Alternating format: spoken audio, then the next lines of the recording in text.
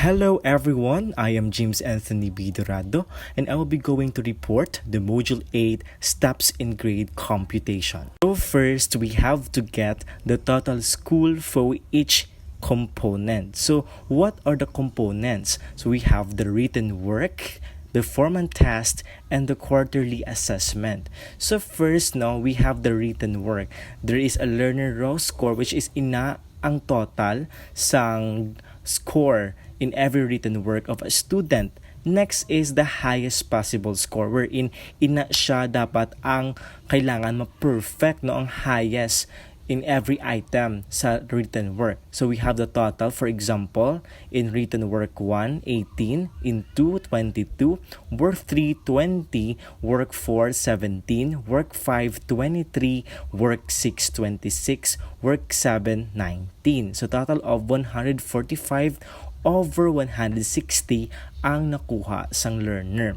So, next we have the performance test. So there is a 6 performance test. So ang highest possible score in every performance test, it depends upon the teacher. So we have 15, 25, 20, and 25. So we have the total of the learner raw score is 100 and the highest possible score is 129. Next, we have the quarterly assessment. So for example, the first grading period, so nakuha ko abi is 40 out of 50 item. Next step is we need to divide the total row score by the highest possible score, then multiply the quotient by 100. For example, for the written work, we have I have my score is 145 and the highest possible score is 160. So I will divide it and the quotient will be going to multiply to 100%. So the total percentage score for the written exam or work is 90.63. Next, we have in the performance test. So ako nabi total tanan sa performance test is 100. I-divide ko siya sa 120 which is the highest possible score. Then i-multiply ko sa 100.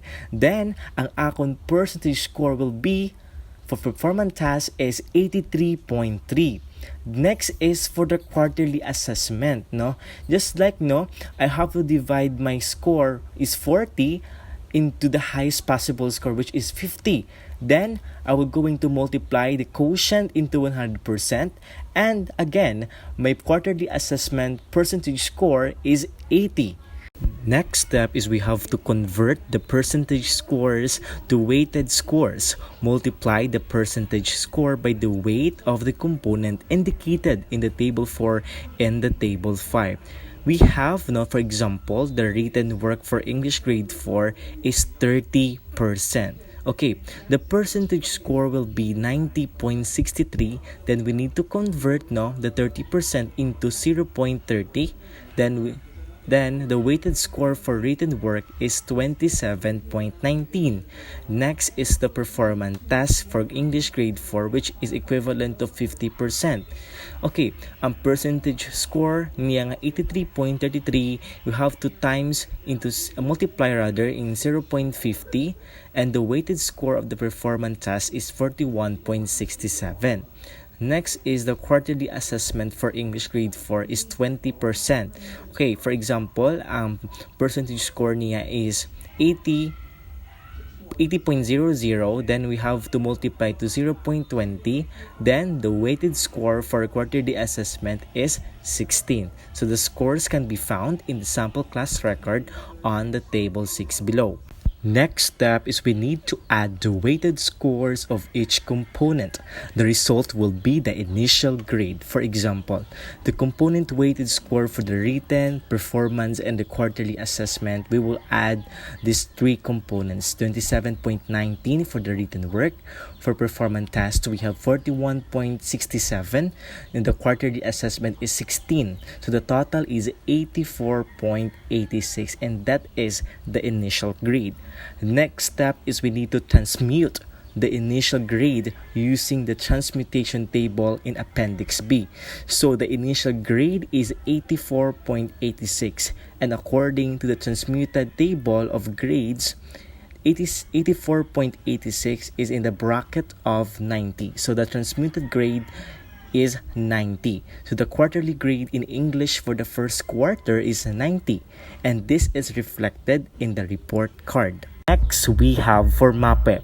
For MAPE, individual grades are given to each area, namely the music, the arts, physical education, and health. The quarterly grade for MAPE is the average of the quarterly grades in 4 areas. For example, my grade in music is 90, the arts is 92, in PE is 95, then health is 94. I-add ko tanan sila, it equals to 371, then I will divide into 4, and the total is 92.75 or 93. So 93 ang akong grade in first grading sa MAPE. That's all for my report. Thank you so much and thank you for listening.